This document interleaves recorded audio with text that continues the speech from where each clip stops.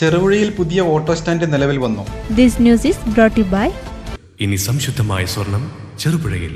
Bus സ്റ്റാൻഡിന് സമീപം ജോസ്കോ ജ്വല്ലറിക്ക് വശം ചേർന്നുള്ള റോഡിലാണ് പുതിയ സ്റ്റാൻഡ് പഞ്ചായത്ത് അനുവദിച്ചത്. എന്നാൽ പുതിയ സ്റ്റാൻഡ് അനുവദിച്ചതിൽ താഴെ ബസാറിലെ ഓട്ടോ സ്റ്റാൻഡുകാർ പരാതിയുമായി രംഗത്ത് വന്നിട്ടുണ്ട്.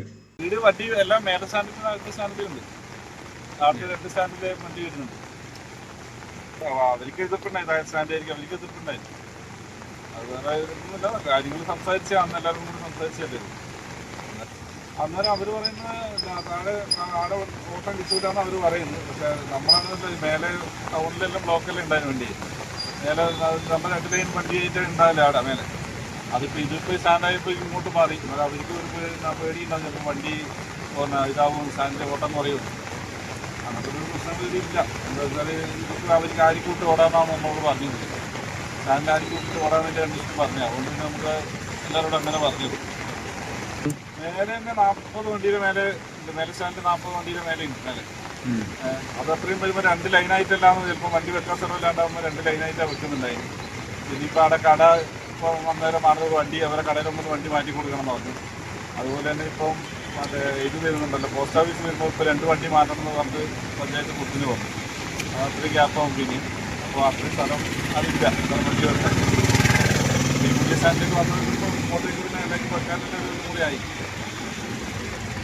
ഇന്ന് രാവിലെ തൊട്ട് പഞ്ചായത്ത് ഇന്നലെ തീരുമാനം പറഞ്ഞ് ഇന്നോട് വെച്ച് പറഞ്ഞു. അതുകൊണ്ട് ഇന്നോട് എല്ലാവരും ഇങ്ങോട്ടേക്ക് വെക്കാൻ വേണ്ടി തീരുമാനമായി.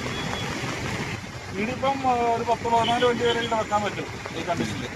വണ്ടി കുറേ ഇപ്പോൾ വണ്ടി ഉണ്ടായിരുന്നു. ഇപ്പോൾ എല്ലാം അത്യാവശ്യം ഓട്ടം പോയതാണ് വണ്ടി.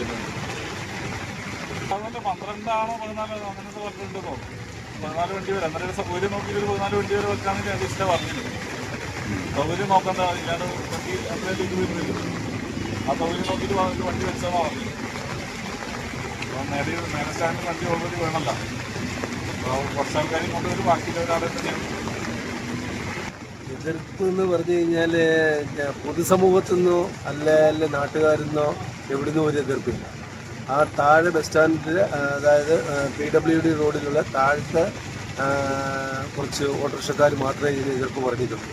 വേറെ പൊതുസമൂഹം പറഞ്ഞിട്ടില്ല. കടക്കാർ, വ്യാപാരി സമിതിയോ വ്യാപാരി ഏകോപന സമിതിയോ പറഞ്ഞിട്ടില്ല.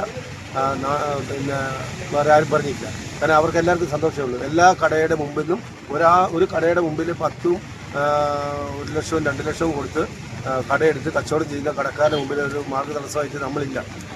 ഇപ്പം പുതിയ പഞ്ചായത്ത് പുതിയ സ്റ്റാൻഡ് അനുവദിച്ചതുകൊണ്ട് ഇവിടെ ഒരു കടക്കാർക്കും, ഇത് അപ്പുറത്തെ കടക്കാർക്കായിട്ട് ഒരാൾക്കും ഒരു ബുദ്ധിമുട്ടില്ലാണ്ട് പോകുന്നതാണ്. അപ്പം പഞ്ചായത്ത് നല്ല തീരുമാനമാണ് കൈക്കൊണ്ടിരിക്കുന്നത്. ഇത് 10-15 വർഷമായിട്ട് പഞ്ചായത്തിനോട് ആവശ്യപ്പെട്ടുകൊണ്ടിരുന്ന തീരുമാനം.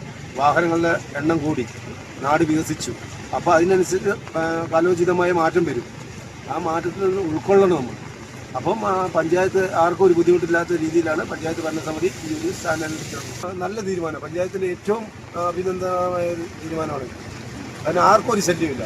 യാത്രക്കാർക്കും നല്ല സുഖമാണ്. ഇപ്പം ബസ് സ്റ്റാൻഡിൽ ബസ് ഇറങ്ങി അവർക്ക് ഓട്ടോറിക്ഷ കാണാം, അന്നേരം ഓട്ടോറിക്ഷ വിളിച്ച് അവർക്ക് യാത്ര ചെയ്യാം. മറ്റേത് അപ്പുറത്ത് ബസ് ഇറങ്ങി ഓട്ടോറിക്ഷ എവിടെയാണ് ഇപ്പോൾ പുറത്തുനിന്ന് വരുന്നവർക്ക് തപ്പണം ഓട്ടോറിക്ഷ സ്റ്റാൻഡ് എവിടെയാണ്. ഒരു പുറത്തുനിന്ന് വരുന്ന ഒരാൾക്കാണെങ്കിൽ ഇത് കണ്ടുപിടിക്കാൻ പറ്റില്ല ഓട്ടോറിക്ഷ സ്റ്റാൻഡ് എവിടെയാണ്. ബസ് സ്റ്റാൻഡിലല്ലേ ആളെ ഇറക്കുള്ളൂ. അപ്പോൾ അതാണ് ഏറ്റവും വലിയ തീരുമാനം.